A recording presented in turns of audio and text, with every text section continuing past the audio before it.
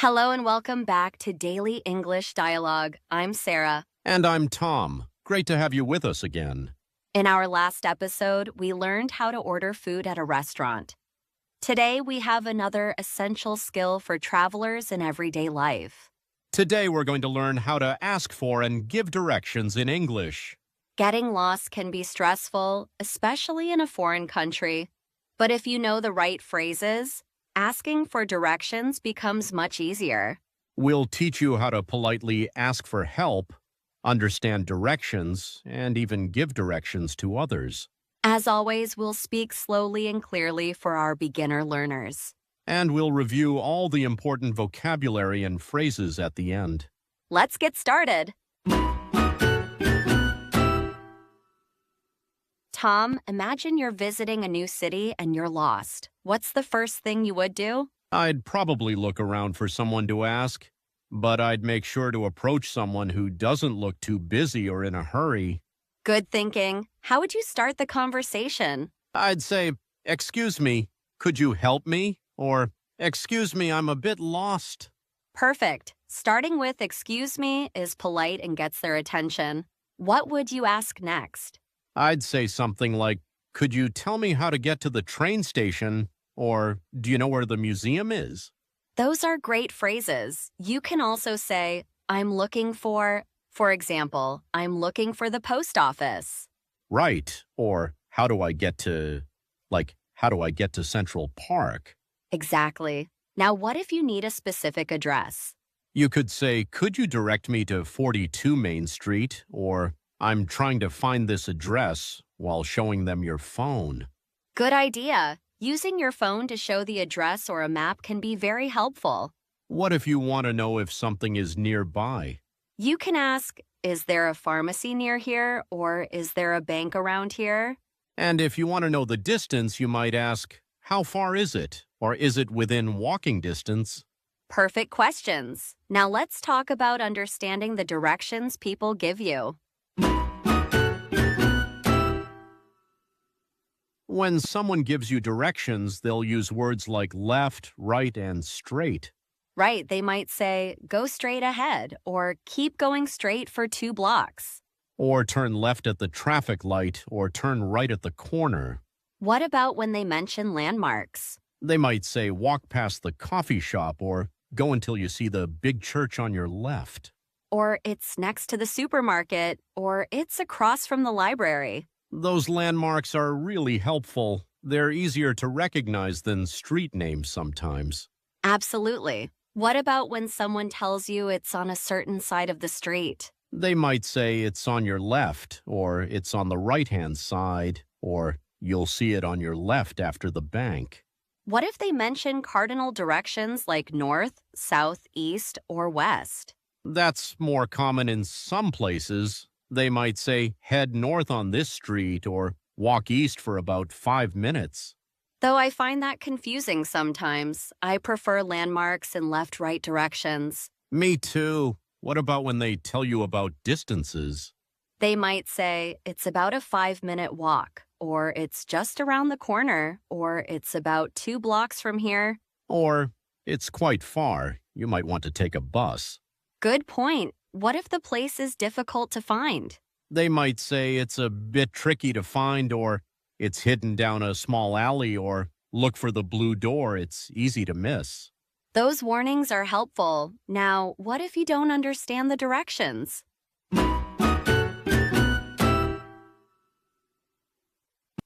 If you don't understand, it's important to ask them to repeat or clarify. You can say, "I'm sorry, could you repeat that?" Or could you speak a bit more slowly, please? That's perfectly acceptable when you're learning English. You can also say, "So I turn left at the bank," to confirm you understood correctly. Yes, repeating back what you heard helps ensure you got it right. What if you still don't understand after they explain? You could say, I'm sorry, I'm still a bit confused. Could you show me on this map? And pull out your phone. Or, "Would you mind writing it down for me?" That's helpful. Some people find it easier to understand written directions. You can also ask, "Is it easier to walk or take the bus?" Good question. What if they say it's too complicated to explain? They might say, it's quite complicated, let me show you, and walk with you part of the way.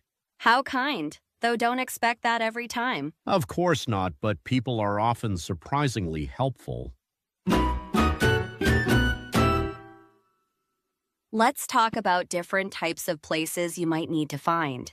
How would you ask for public transportation? Where's the nearest subway station, or is there a bus stop nearby? How do I get to the train station? Or which way is the metro? What about asking for tourist attractions? How do I get to the Eiffel Tower? Or could you direct me to the city center? Where's the old town? Or I'm looking for the cathedral. What about everyday places like shops or services? Is there a supermarket around here? Or where's the nearest ATM? I need to find a pharmacy, or is there a post office nearby? What about asking for restaurants or cafes? Can you recommend a good restaurant near here? Or where can I get some food? Is there a coffee shop around here? Or where's a good place to eat lunch? Those are all very practical questions. Now, let's practice giving directions. Sarah, pretend you need directions to the library. Okay, excuse me, how do I get to the library? The library? Sure, go straight down this street for about 3 blocks. 3 blocks straight, got it? Then turn left at the traffic light. You'll see a big park on your right. Turn left at the traffic light, park on the right. Keep walking for another block and the library will be on your left. It's a red brick building. You can't miss it. On my left, red brick building. Thank you so much. You're welcome. It's about a 10-minute walk from here. See how I repeated the key points? That helps me remember. Exactly. That's a great strategy. Now let me ask you for directions, Sarah. Go ahead. Excuse me, I'm looking for the train station. Could you help me? Of course, the train station is quite close. Do you see that tall building over there? Yes, the glass one. That's right. Walk toward that building. When you reach it, turn right. Turn right at the glass building. Yes, then go straight for about 2 minutes. You'll cross a bridge over a small river. Cross the bridge. After the bridge, the train station will be immediately on your left. You'll see the big sign. Great. So toward the glass building, turn right, cross the bridge, and it's on my left. Perfect. You've got it. It should take you about 5 minutes. Thank you so much for your help. You're welcome. Have a safe journey. Let's talk about some useful connecting phrases when giving directions. Right. People often say and then or after that to connect steps. For example, turn left and then go straight. Or once you pass the bank, turn right. Or when you see the church, you're almost there. What about indicating distance with time? It's about a 10-minute walk, or 5 minutes by car, or just a 2-minute walk from here. You can also say it's very close, or it's quite far, or it's just around the corner. What about when you're not sure? You might say, I think it's that way, but I'm not completely sure, or I'm sorry, I'm not from around here. It's better to be honest than to give wrong directions. Absolutely. You can also say, maybe you should ask someone else, or there's an information desk that way. What if the place is really easy to find? You might say, you can't miss it, or it's right there, or it's very obvious. Or just follow the signs if there are directional signs. Tom, let's review important prepositions for giving directions. Good idea. Next to means beside something. The bank is next to the post office. Across from or opposite means on the other side. The pharmacy is across from the school. Between means in the middle of two things. The cafe is between the bookstore and the bakery. Behind means at the back. The parking lot is behind the building. In front of means at the front. There's a fountain in front of the museum. Near or close to means not far from. The hotel is near the station. At the corner means where two streets meet. Turn left at the corner. On the corner of is used with street names. The restaurant is on the corner of Main Street and Oak Avenue. These prepositions are essential for understanding and giving clear directions.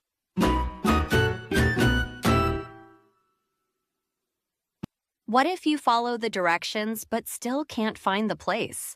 Don't panic. You can stop and ask someone else. Say, I'm sorry, I'm still looking for the library. Someone told me it was this way, but I can't find it. Or you can check your phone's GPS. Technology is very helpful nowadays. True, but it's still good to know how to ask for help in case your phone battery dies or you don't have internet. What if someone asks you for directions and you don't know? Be honest. Say, I'm sorry, I don't know, I'm not from around here, or I'm sorry, I'm not familiar with this area.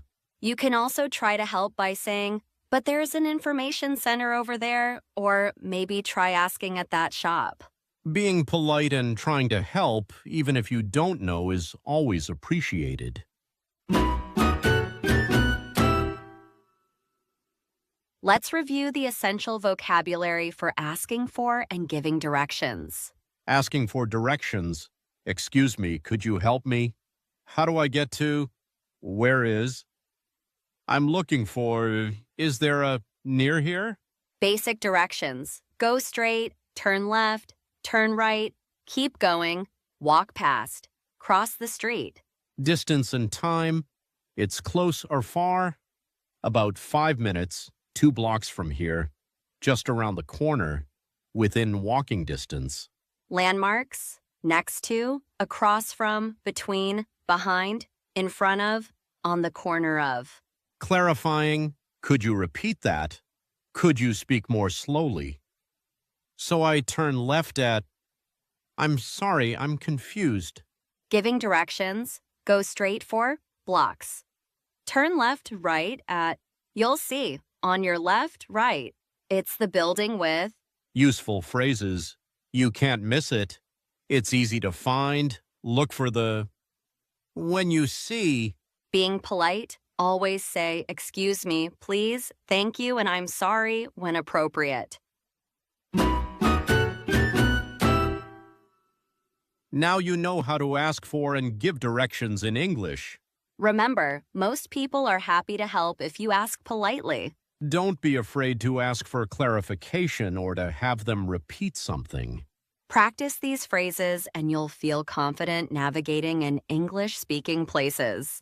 You can even practice at home by giving directions to places in your neighborhood.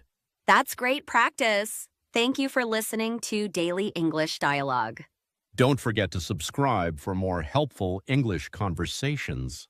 And tell us in the comments, have you ever gotten lost in a foreign country? We'd love to hear your stories.